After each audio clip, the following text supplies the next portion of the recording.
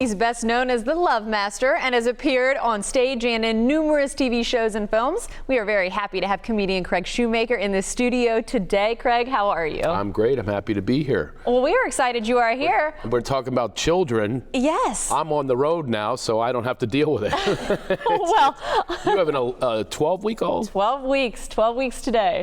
There's so much assistance to raising kids now. They have this thing called Baby Mozart. Have you heard about this? Yes. You put Mozart in their crib, supposed to help them sleep and make them smarter. Do I need to be doing this? Things changed. When I was a kid growing up in Philadelphia, I was listening to my great aunt, chain smoking Marlboro Red, singing me a lullaby. When the bell breaks, the cradle will fall down. Hold my ashtray still.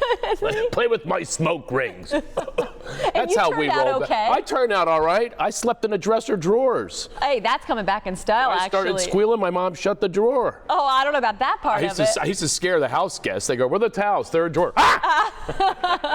Hey, at least they saw you happy baby instead of a crying baby. Well, sometimes I was, but I was brought up in Philadelphia, and no, my dad left when I was born, so.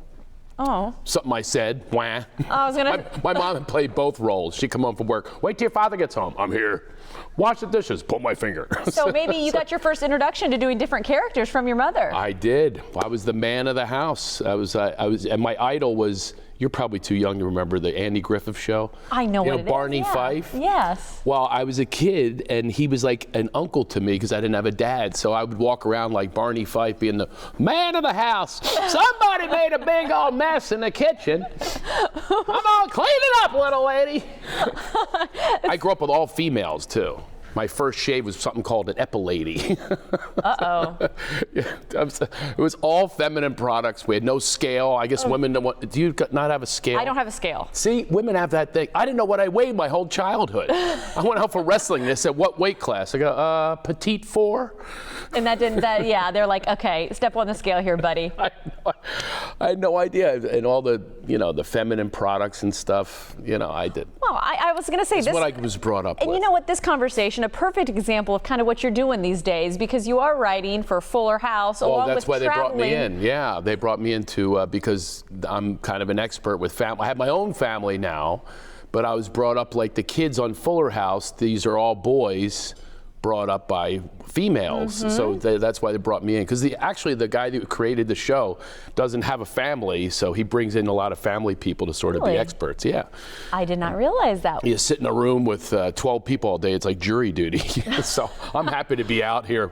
Well, and I'm glad you actually brought that up because you have done everything under the sun. You've written. You've obviously been an actor, film, TV show. Where do you like the writing right now? Where do you hope to go from here? No, I have 4 shows in development right now, reality shows that I developed, and so I like doing that. I like being behind the scenes, believe it or not. The performing's great. I'm performing at the Improv all weekend. Haven't been here in a few years. I'm really looking forward to this.